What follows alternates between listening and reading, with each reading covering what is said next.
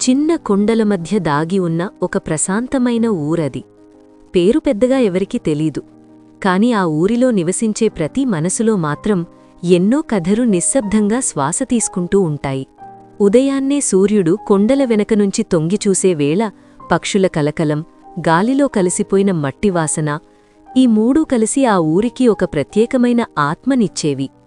ఆ ఊరిలోని ఆదిత్య అనే ఒక సాధారణ యువకుడుండేవాడు.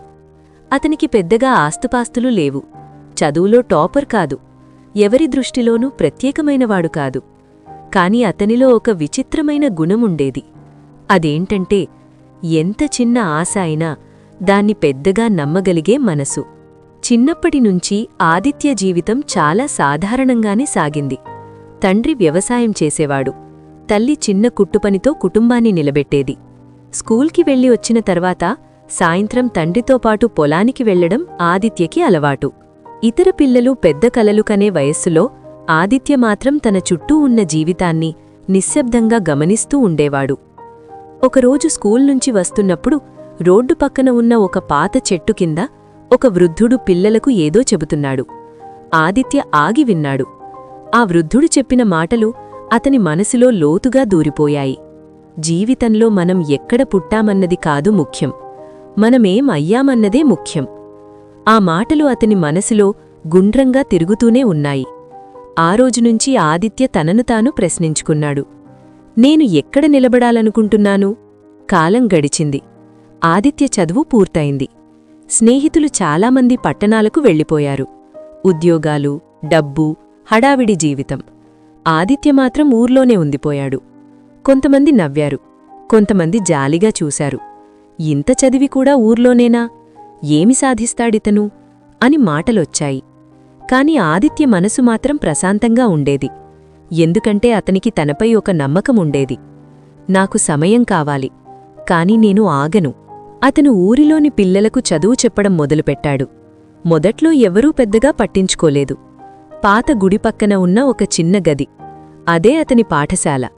మట్టి పలకలు, పాత పుస్తకాలు, కాని అతని మాటల్లో ఒక వెలుగుండేది. అతను పిల్లలకు చదువు మాత్రమే కాదు, జీవితం కూడా నేర్పేవాడు. తప్పు చేయడం భయం కాదు, తప్పు చేసిన తర్వాత నేర్చుకోకపోవడమే భయం. మీరు ఎవరో కాదు, మీరు ఎవరిగా మారతారో అదే ముఖ్యం. నెమ్మదిగా పిల్లల సంఖ్య పెరిగింది. తల్లిదండ్రులు మార్పును గమనించారు. పిల్లల కళ్లలో ఆత్మవిశ్వాసం కనిపించింది. మాట్లాడే తీరు మారింది. కలలు మొదలయ్యాయి. కాని ప్రతి వెలుగు వెనుక నీడ ఉంటుందన్నట్టు ఆదిత్య జీవితంలో కూడా కష్టాలొచ్చాయి. ఆర్థిక సమస్యలు, విమర్శలు, ఒంటరితనం.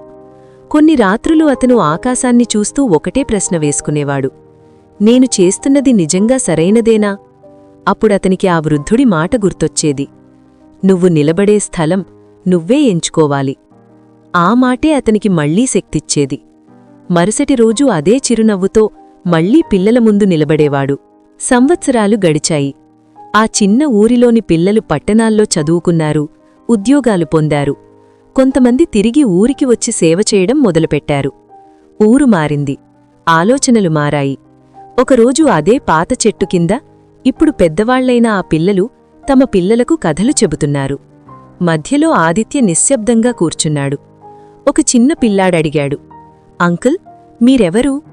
ఆదిత్య చిరునవ్వుతో అన్నాడు, నేను కూడా ఒక సాధారణ మనిషినే, కాని ఒకప్పుడు ఒక కలను నమ్మాను. ఆ మాటలు అక్కడ ఉన్న ప్రతి మనసులో ప్రతిధ్వనించాయి.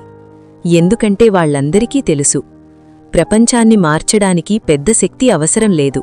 ఒక్క మనసు, ఒక్క నమ్మకం, ఒక్క అడుగు చాలు. సూర్యుడు మెల్లగా అస్తమించాడు. కాని ఆదిత్య కథ మాత్రం ఆ ఊరిలోనే కాదు, ప్రతి మనసులో వెలుగులా నిలిచిపోయింది. ఎందుకంటే ఈ కథ ఒక వ్యక్తి గురించి కాదు, ఈ కథ ప్రతి ఒక్కరిలో దాగి ఉన్న ధైర్యం గురించి. ఈ కథ నువ్వు ఎలాగైనా మారగలవన్న నమ్మకం గురించి. మరియు ఈ కథ ఇక్కడితో ముగియదు. ఎందుకంటే ప్రతిరోజూ ప్రతి మనిషి జీవితంలో ఇలాంటి కథ ఒకటి మొదలవుతూనే ఉంటుంది.